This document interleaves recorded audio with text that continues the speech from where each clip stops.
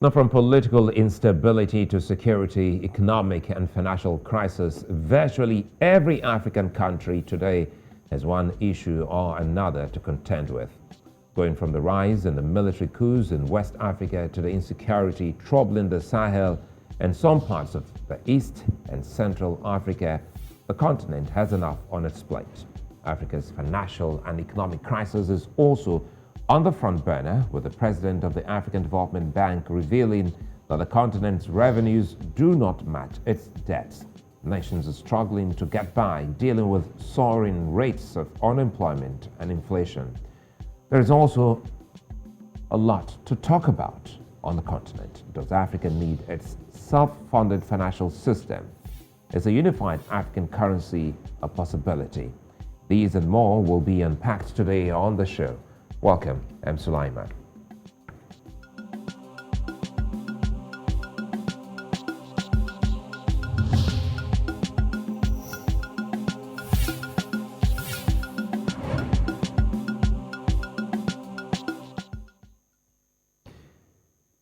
For many years, there's been suggestion by African financial experts on the need for the continent to depend less on its relationship with the rest of the world. Controlled through loans, many struggle to pay back, and cornered by GDP estimates that show economic woes better than strength, the African nation and the African Union has been charged to protect African countries. President of the African Development Bank, Mr. Adesina, said African countries owe an estimated $546 billion, while they make $501 billion. Now, the debt to GDP ratio of Africa is currently at 25%, and this puts the continent in a tight spot. Now, the reasons for this reality are not far-fetched. Governments are hardly stable. There's deep-rooted corruption and failure to solve existential problems. African countries also have to deal with the issue of insecurity, land border and maritime disputes, internal war, insurgency, riots, and many more, and these limit foreign investment. Now, it's a potpourri of challenges. What's the way forward? Joining me today on the square is retired General Ishola Williams. He's an African Affairs Analyst. He joins me by phone. And from the United States of America, Ejike Okpa, a Global Affairs Analyst, joins me live.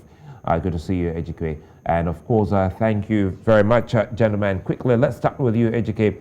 The African continent has been dealing with the rest of the world for decades, and it seems like a parasitic relationship for most of it. How did Africa get here?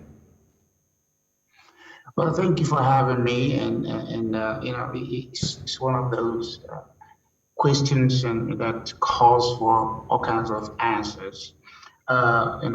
Prior to colonization and slavery, to where we are, independent nations in the 54 African countries, that is primarily dependent nations.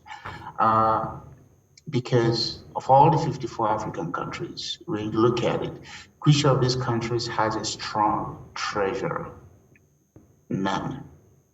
African nations do not know how to create financial instruments in order to attract the sort of internal revenue, that they need, or even when they go borrowing on the international scene, they are just left at the mercy of those who lend them money.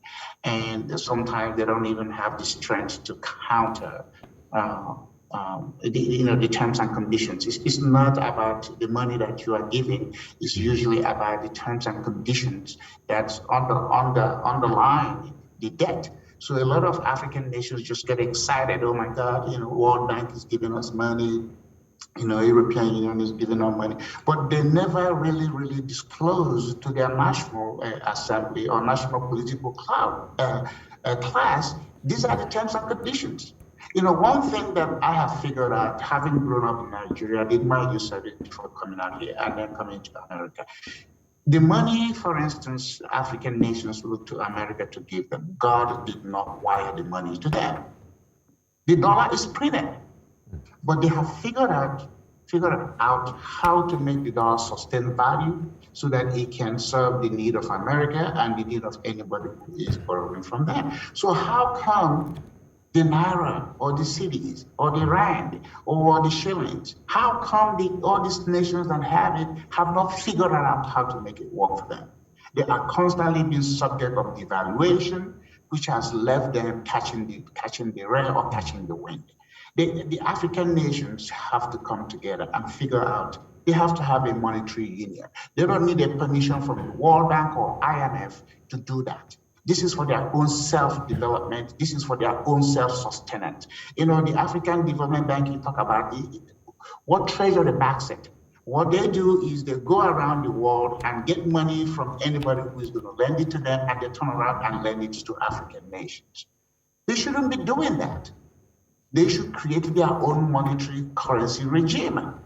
And then until those regimes are competitive to either the euro or the dollar, Africa will never, catch up. It's not about the debt. I mean, in America, we have debt. We have deficit. But African nations are expected to have foreign reserves, because, the credibility of those nations is based on how much you have in your foreign reserve. You could say no to that.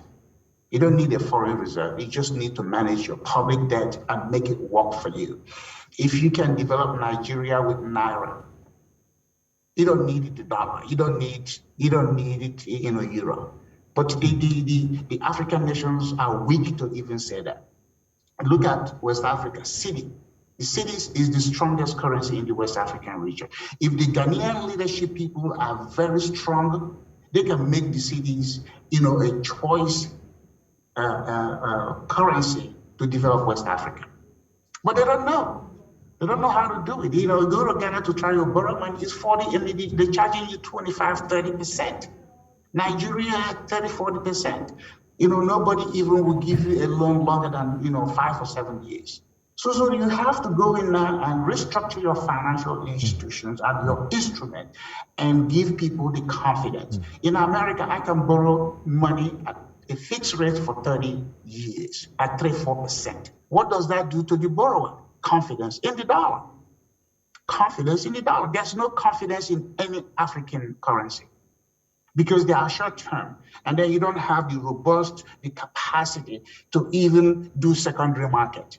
When Ngozi Okonjo-Iweala was finance minister, she said that the total debt that Nigerian mortgage, total debt of mortgages in Nigeria was something like 300 million.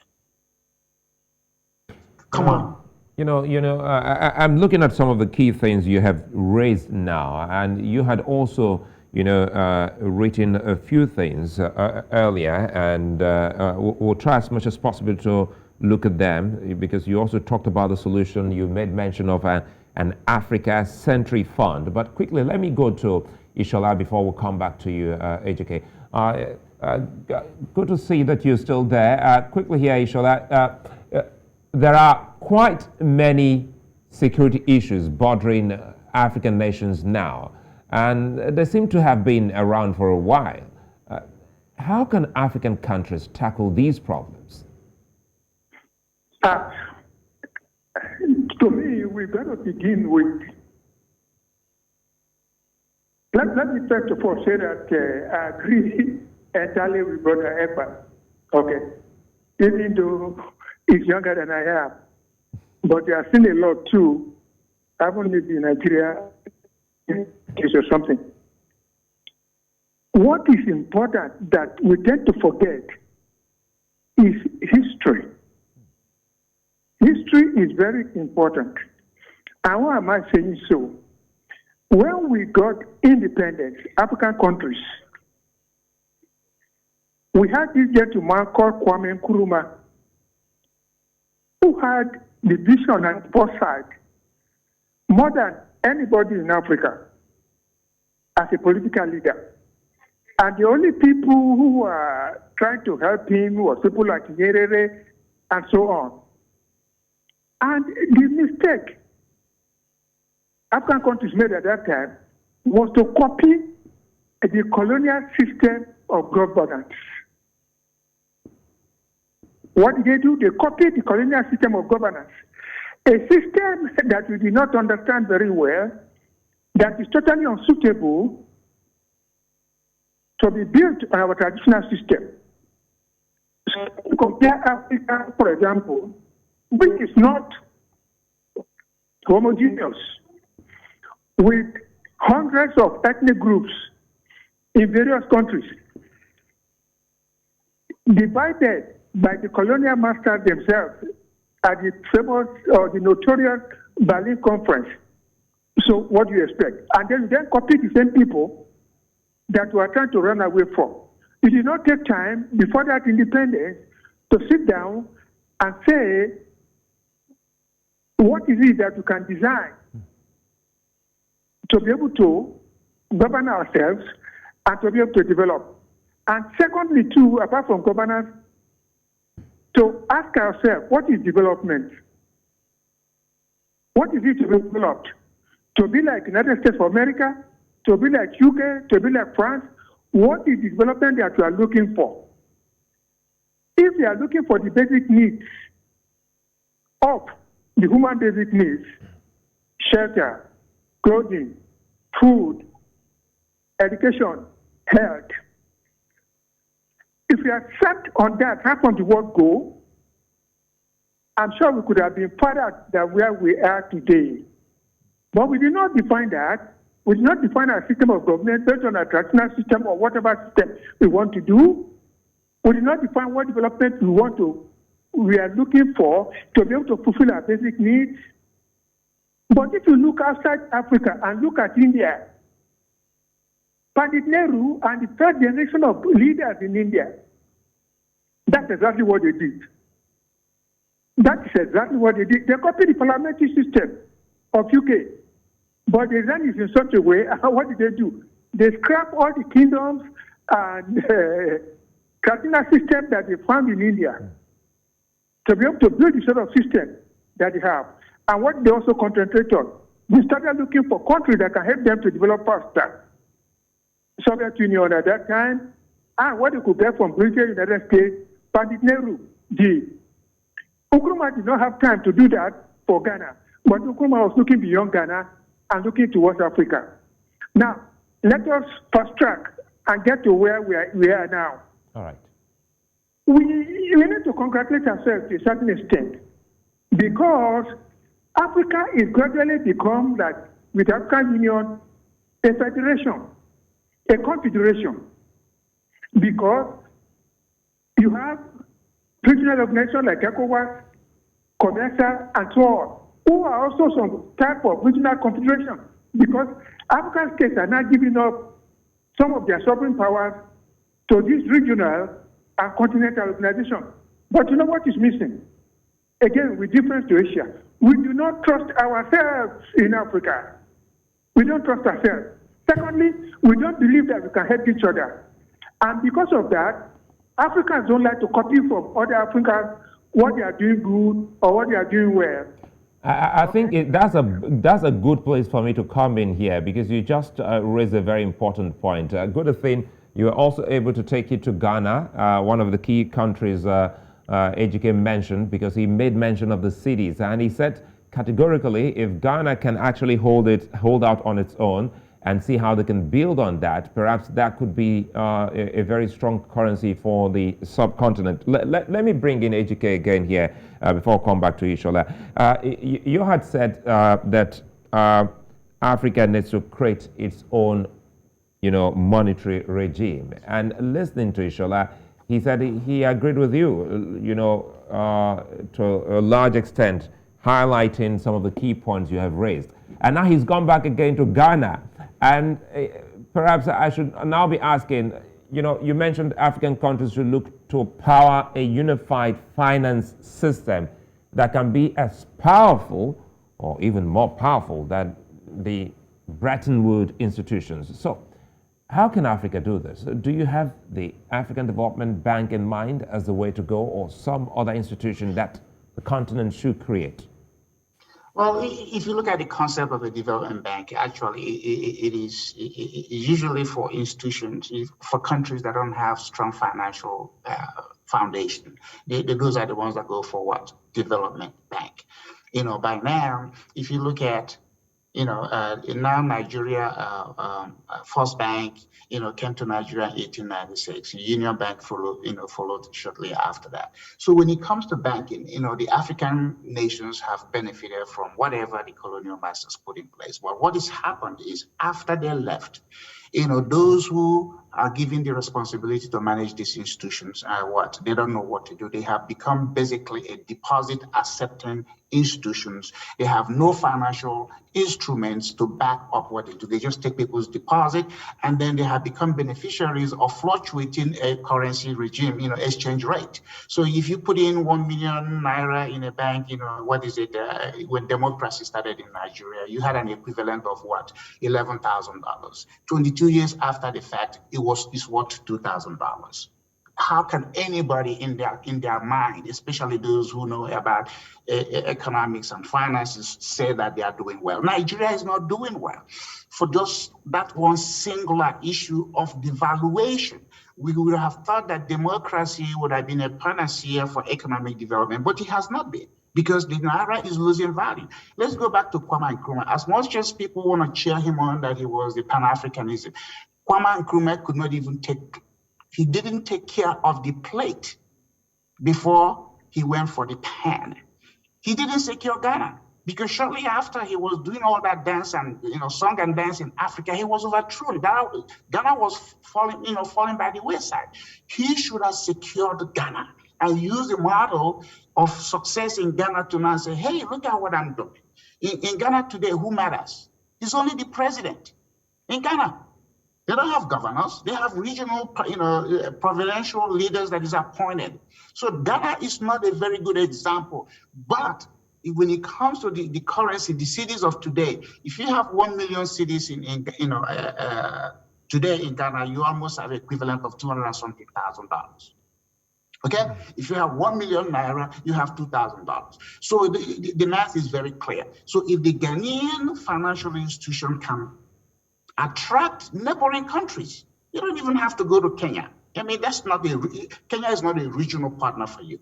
Look at the people around you and strengthen your currency by lending them money. But in order for that to be attractive, you have to drop your interest rate. What matters in lending money is interest rate. I don't care who is giving you money. If those terms and conditions are not favorable to you, do not take it. Again, I go back to the excitement that the African nations express when they're getting money from World Bank. I live in America. We don't care about the World Bank. We don't care about it. World Bank is not a deposit bank. It's not even a bank you can buy shares in. It is just one of those things that was created, prior to African nations becoming independent to checkmate African nations or unsophisticated countries. And we have signed on to it. I mean, just imagine this. You are joining a club that you are not a member of the charter that set up that club. And when you are joined, you haven't even challenged the charter to say, hey, this does not suit me, I'm going to get out of it. If the African nations get successful, World Bank will go out of business. Because they're the highest number of block of nations that still go to the World Bank to look for assistance. Let me bring in Ishola here on the area of trust, which you said something that Africans, they've not been able to copy from themselves. They've not been able to replicate some of the, good gestures from amongst, other African countries. It brings us to you again, Ishola. You also shared that. What does this tell you about African leaders?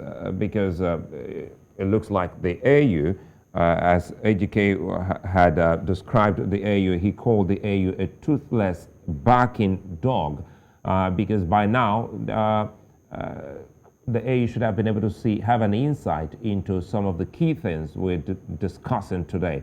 So the issue of trust and the charter establishing the OAU, now the AU, has that been taken into cognizance with developing the continent in mind?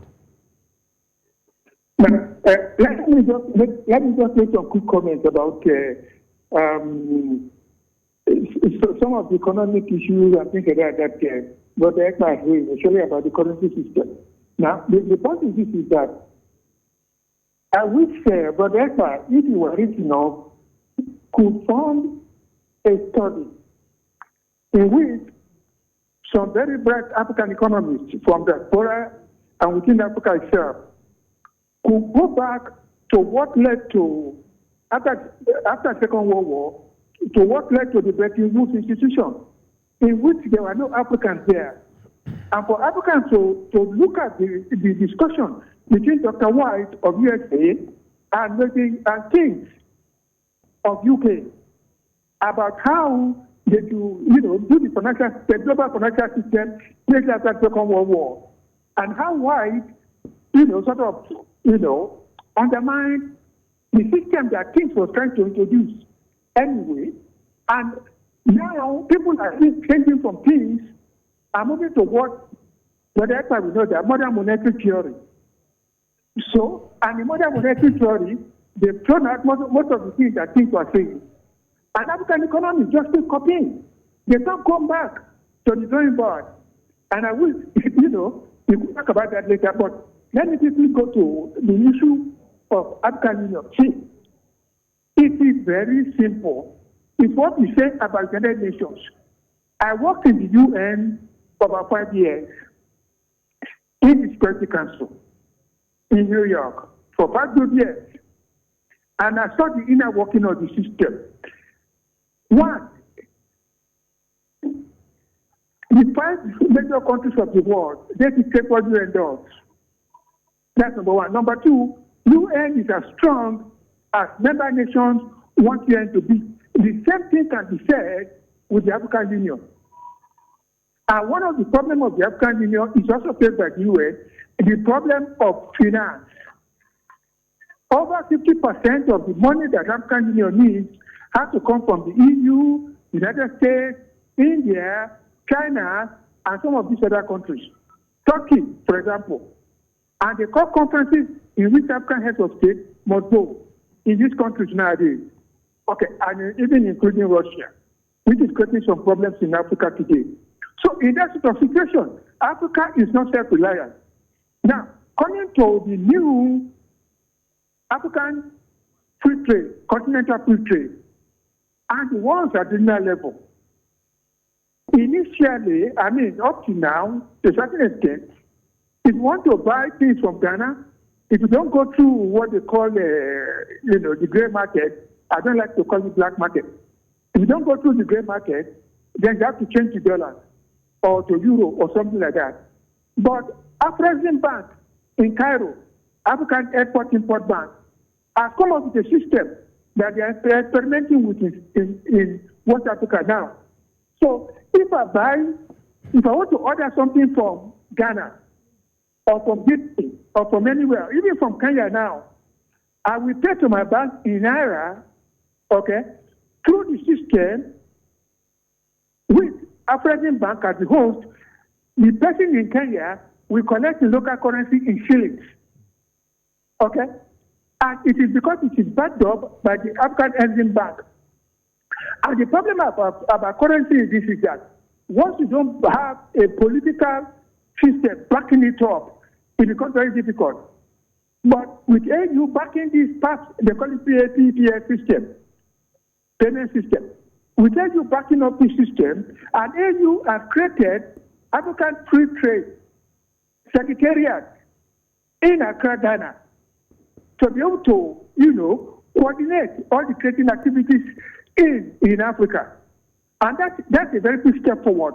But what is important now is how can you create a business linkage for trade?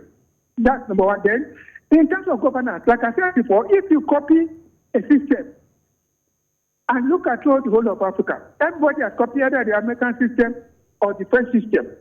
It's only South Africa that has got a unique constitution that is admired by the whole of the world. They went through a thinking process before printing out that constitution.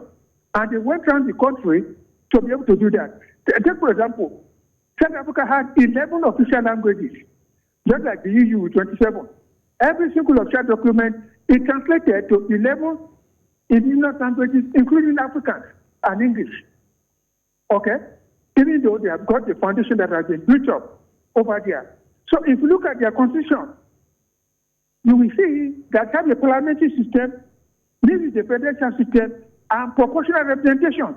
So no matter how tiny your ethnic group is, you have a representation in the parliament.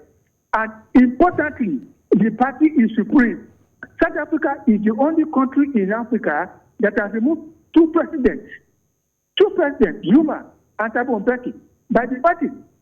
And the parliament in South Africa, without any impeachment process or anything like that, by vote, can remove Ramaphosa today. That is system that Africa should look at and copy, instead of copying, the European or the American system. And the final point I want to make on this issue is that we are so funny. Nigeria, for example, copies totally the American system. You expect one man, he approves, permanent secretary, DG, this because they do it in America. He's also the head of his party because they do it in America. But we know the weaknesses of our institution. And when you have that sort of institution, weak institution, and corrupt institution that we have in Africa, the president becomes a god. And once he becomes a god, there are some disciples who are around him. And those disciples will just tell him, oh, mate, and so on and so forth, like in Cameroon, a something-year-old man, and so on. So, what sort of thinking process and decision-making process do you expect from that sort of person? And it's also in charge of the party. No, we need to start thinking seriously, in Africa. But we are not going back to the drawing board, both in economics and politics. And that's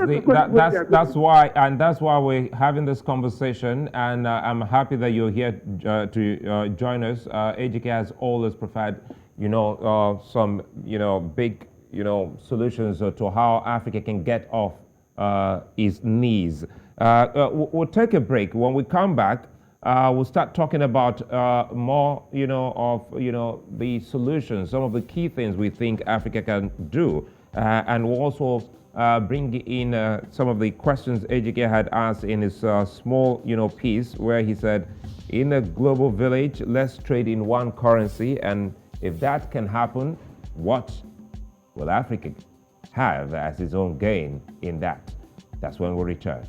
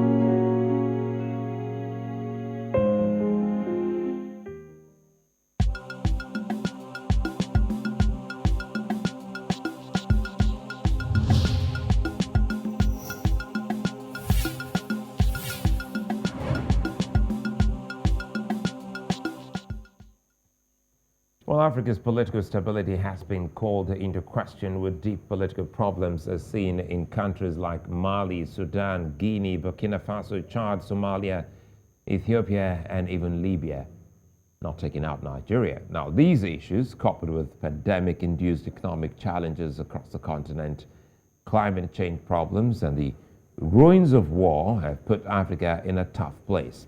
Now, leadership is key at the point. Yet some African countries are dipped in the predicament of electing their next leaders. Foreign relations have become a double-edged sword on the continent, as some call for the presence of the West, while others want them out.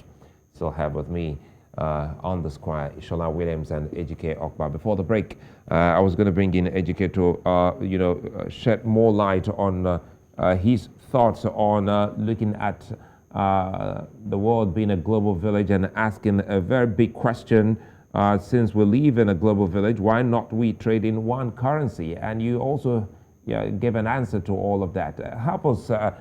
What were you thinking when you brought that out by asking why is the world not trading in a single currency? Well, thank you for reading my piece. I always enjoy your comment, and I enjoy also sending you thought-provoking stuff because I know you'll come back with something to remind me what I'm missing or what I'm getting right. Before I answer your question, I want to say something. I want to tell General Williams that Nigeria did not copy American system of government. No country in the world is like America. In Nigeria, you have 37 men that are important, the president and 36 governors. We don't have that in America. Our governors don't write checks.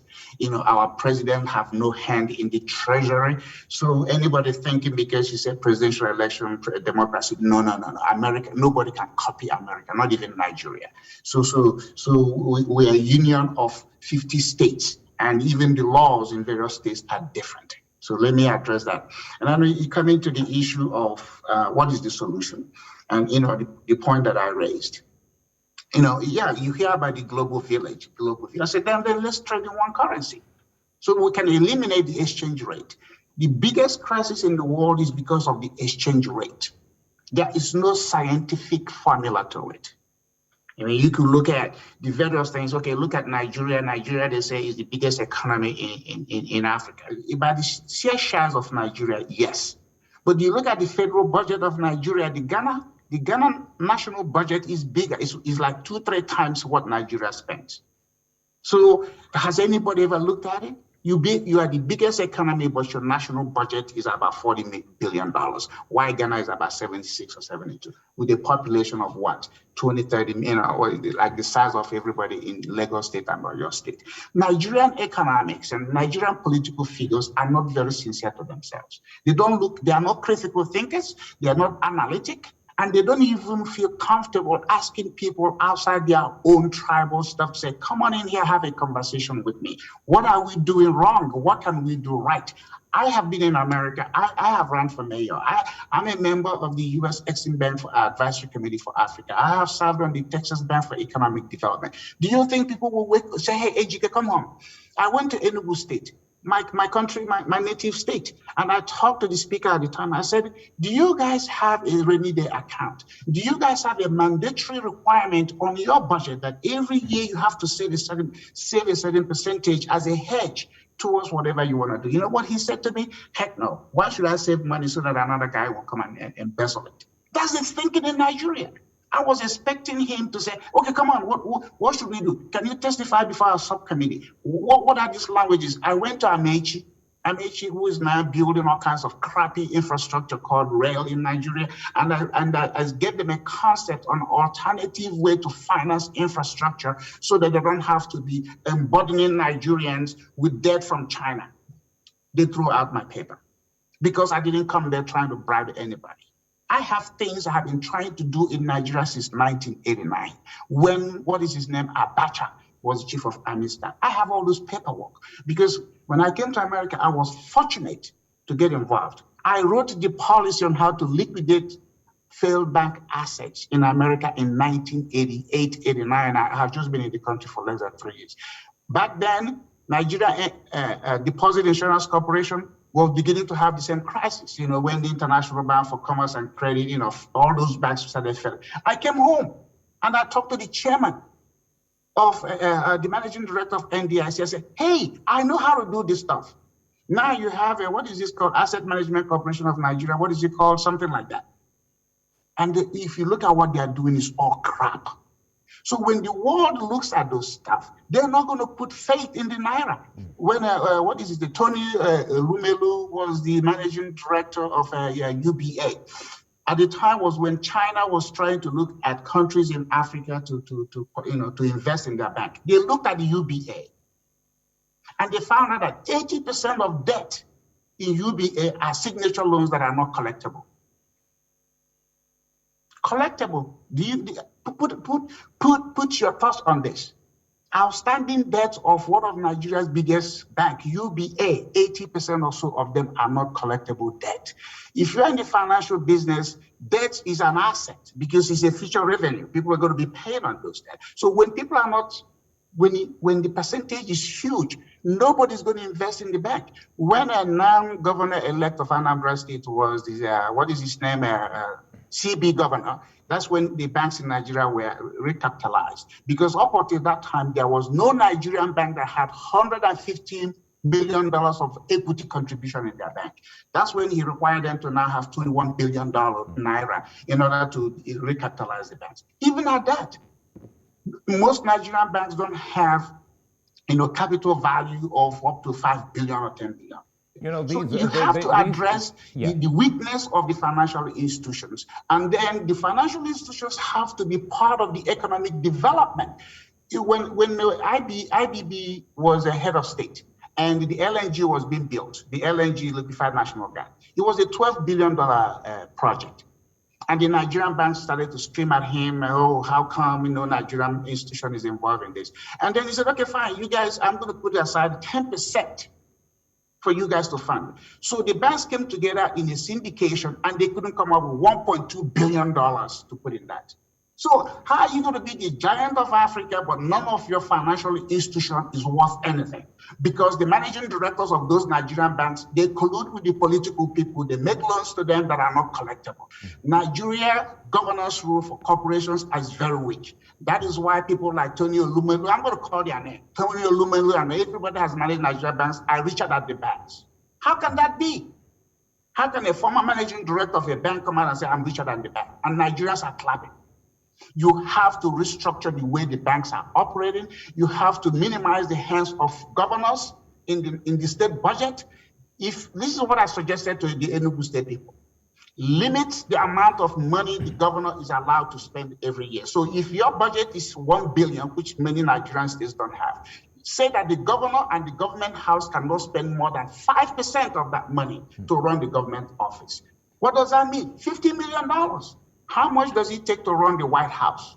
It's less than $60 million to run the White House. Let me bring in Ishola here. I'll come back to you because you have made your point, showing that most of the banks, if not all the banks in Nigeria, are merely deposit, financial institutions. I bring in General Williams again quickly here, and it has to do with some of the key things raised and how Africa can get, running.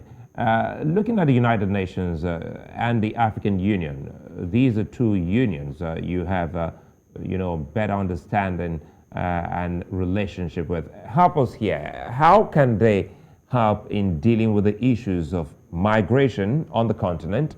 We've seen several hundreds of people die on the Mediterranean Sea trying to seek greener pastures. And it's all because of the key things Ejike and yourself have raised.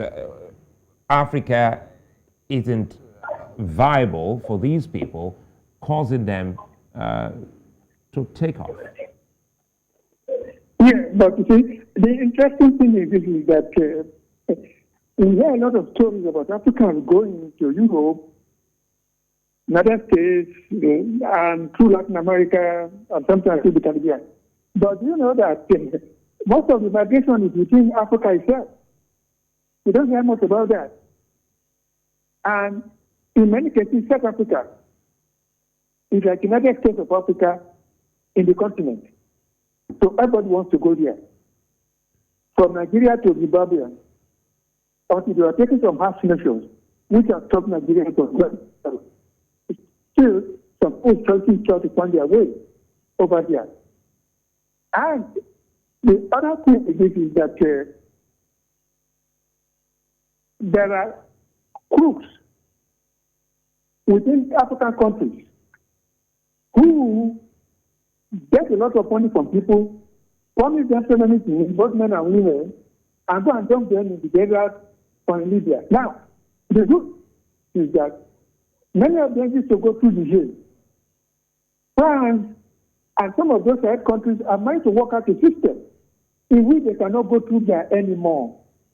So any Nigerian that wants to go through the jail now, to go abroad, they cannot go.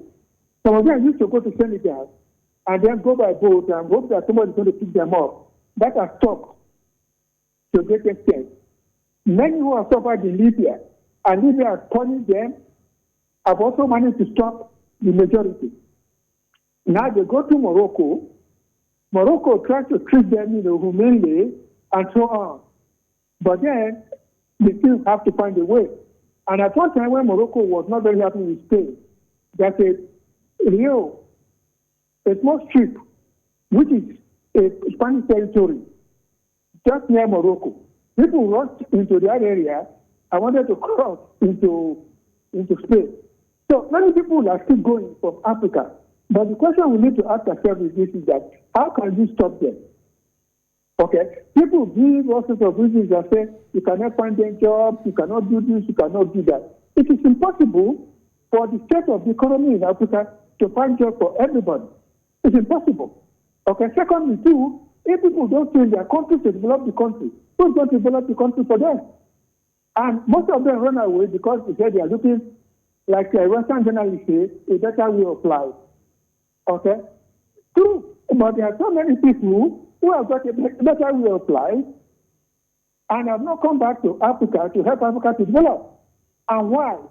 And one thing we try to forget is this, is that the public service system in Africa has some problems. The problem of corruption, okay, the problem of incompetence, and so many other things.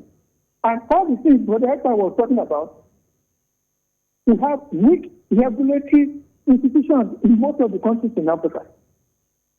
And why is that? It's because of corruption and putting incompetent people, either through ethnic connection or something like that, to run this regulatory body. And if the regulatory bodies are very weak, you have a problem in the country. It's a very big problem. It's your public service. The public service is the engine of development of any country. If the public service is like the one you have in Nigeria, oh la la, you have a problem of development. Okay? Because everybody, most of the people in the civil service or public service say, what is the need for me? What is the need for me? Okay? And one thing that we also notice is that we also need basically to ask ourselves a question. Countries that have some form of autocratic system, homogeneous, one language, and so on and so forth, do better than the democratically run countries. China and India, for example. How come? And I've been to some countries in Latin America who had made two regimes before, like Brazil and Chile, and so. If you see what the military government did here, they laid the foundation. Okay, my colleagues were just corrupt. They didn't even have any vision for the country. Okay, so even this present regime, they're just building roads, building that. And they will discover later in the future, when it's 92% paying debt, then what money have you got left to pay back or to maintain the structure and infrastructure that they are building? Like you said, and I've said so many times too, whether on security issues and development issues, no thinking at all. It looks as if we're a group of people who do not think before we act. Do not think before we act. And we are still living in the state of political population. And to me, we should stop fighting corruption in Africa. It should be anti-impunity. Because the United States is corrupt, but that's like I tell you that. But if you are caught, you go to jail. And not only that, they have a sense of ethics. If you do something bad, even harassing your fellow workers, you are the chief scientist, the president building, you are resigned. What? Abusing his workers or something like that. He resigned before it was sacked. That will never happen in most African countries. You will never hear any African countries, top person resigning, except by force. Okay? And even ministers too. So we have weak ethical values, we have weak regulatory institutions, and so on. And that is why I was saying that if we copy the United States, okay, with strong institutions, who can check? That's why the United States wanted to provide from because of the strong institutions. If you were in Africa, what Trump could have done, he could have taken the election. Could have taken the election the way he wanted it. So let us remember that if you don't have strong institutions in Africa, you cannot have strong governance. If you don't have a strong public service, you cannot have strong governance. If you keep fighting corruption, you are wasting your time. Fight impunity. Deal with impunity. That's why Western countries are succeeding. Well, dealing with impunity is one of the key things you've raised. I come back because looking at some comments still about the financial institutions, Ejike, the continent will want you to expatiate more. But again, how can the nations, African nations, invest in their security as a form of attracting more investments from within and across the world? Is it for me to comment on? Yes. There's some things I want to address here. General Williams has said something about language. He made about individuals and institutions and tribes. Look, language is not the problem. African nations are not doing well. The reason is because Africans are more tribalistic. They are hardly citizens. You look at present day Nigeria today. You look at people are a little more allegiant and obedient to their traditional ruler. Igwe of the Eme of the Olubada of the this. Nigerians tend to even honor those people more than they honor their government. We should have gotten rid of those people. Those people are a problem in Africa developing. And they call themselves ancient kingdom, ancient this, ancient that. Look, I mean, come on. You can't have a tribal traditional conduct while you're trying to build a modern statehood. So this is a conflict. You're talking about language. Look at Somalia. One religion, one language, one people is the most dysfunctional country in Africa or in the world. So that's not the issue. We have to go to the way of citizenship. We have to begin to emphasize institutions as opposed to individuals. Nigerians celebrate individuals. Today, somebody can say, oh, this man is richer than the government. This man is richer than... How can you possibly say that in a country of 200 and something million people? Our banks are weak. Our government is weak. Our educational institutions are weak. So we have to go back and begin to have serious conversations about the collective existence of Black people. It's very unfortunate that Africa that has the largest block of membership in UN, 54 nations, no other continent has that many people at the UN membership or assembly. And they haven't been able to say, heck no, we're not going to be doing this. Every little thing they run to UN for solution. I mean, anybody who goes to UN and the World Bank and the World Health Organization to look for solution for what is going on in their country is a dysfunctional nation. Even we that live in America that have UN in New York and World Bank in Washington, D.C., they don't make a comment about what we do in America. Nobody pays respect to them. But you see all these African nations, a little dysfunction, they run into UN to go say, oh, we got a resolution. UN is a nonsense organization. They have some functions they can do. Start to internally develop. Start to be very confident about your internal resources. If all these cues you mentioned that are happening in West Africa, if Nigeria was a strong nation, Nigeria could go there and say, you guys call the crap out. But Nigeria is not weak. Look at Nigeria is the only country in Africa today without the civil war using the military to quell some challenges in the Northeast. And then you have somebody who says a retired general in the name of Buhari, and he hasn't been able to do anything. Nigeria should be ashamed of the type of government they have since 1992. And until we admit, a doctor cannot give you any prescription until you admit this is what the problem is. Nigerians haven't admitted this is the problem what they have. The tribe, you put all the Yoruba people in one nation, they will not function. You put all the Igbos in one nation, they will not function. Put all the Hausa people in one nation, they will not function. Look at the northern Nigeria. They have had more political people than every part of Nigeria. Look at how physically depressing the whole place is. And Nigerians are looking for solution from God.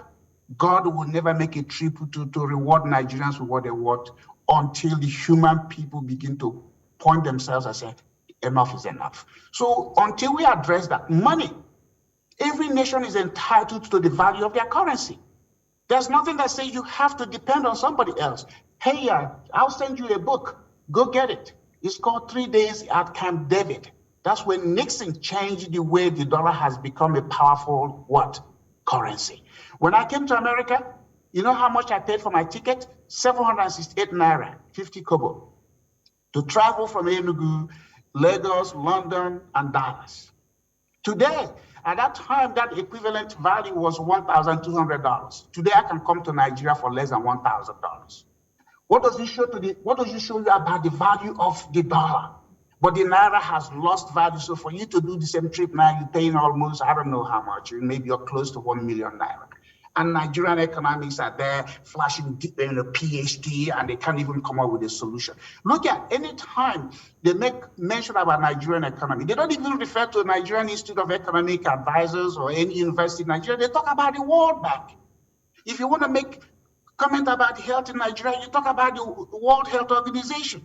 Or you want to talk about, come on. And you have all these people with PhD all over the place, and they haven't been able to come with an internal solution or build an internal institute that when that institute says something about Nigeria, it is seen as credible. The point is, I know we're running out of time. Yes, very quickly, we're running out of time, so that I can go so I can go to General Williams. Now, I wanted to wrap up so that I can go to General Williams. Ejike, you can again, thank you. Last time I was in Nigeria for, 3 days, I wanted to see you, but, schedule work for what it is. I'm available, for this sort of conversation. I'm running for Congress here. So I'll find out my fate, March 1. But I'm a Nigerian by birth. I'm an American by choice. I'm always available to have meaningful conversation with Nigerians. It's just that it's never easy to do it because everybody wants to talk about how big their mansion is. All those houses they build in Nigeria is not part of economic development because nobody's paying taxes on those houses. So let us get back to what really matters in order to move the continent and the country forward. Thank you for having me. Thank you. And General Williams, quickly, your closing comment on this. Let me just say that, if Dangote, for example, can succeed all over the continent, it means there's some hope, really, that we can, look at in the future. For people like him and with all the right backing. But one thing I want to say, which is very important, I've said the question of trust among Africans. You cannot develop an economic relationship if you don't have trust between African countries and between their citizens. Okay? Now, if you look at the case of Ghana, giving more problems, and Egypt, for example, just introduced a law in which if you want to start a business there, you have to start with that $5,000 deposit. How many Africans can get that? So these are some of the issues. But what I want to say, even within Nigeria itself, for a long time, I've noticed two things, and I've tried to get business schools to see whether they can study that. One is that most of the transnational and international companies in Nigeria, including big Nigerian companies owned by Nigerians, when you look at who are their financial director or marketing director, they are usually expatriates. Why? If you start a business in Nigeria and you put Nigerians there, they will help you to ruin the business. And there are many, many cases like that. But when they work for Indians and Chinese, it's a different story. Why? So if we don't, solve those problems, the scamming and everything that's going on, and that's what I'm talking about. You must have strong regulatory systems. You must have a strong judicial system. Because that's one thing also too. Absolutely. In Nigeria, if you have the money, you can even buy a judge. Okay? I think so this, General Williams... Practical things that we need to do. Okay? And that's where I look at it. When you talk about economy, in terms of politics, people are talking about coup d'etats in Africa. Even the president who has been overthrown, like the one in Burkina Faso, he knew that he couldn't handle the problem anymore. So he was asking that he was overthrown. Okay?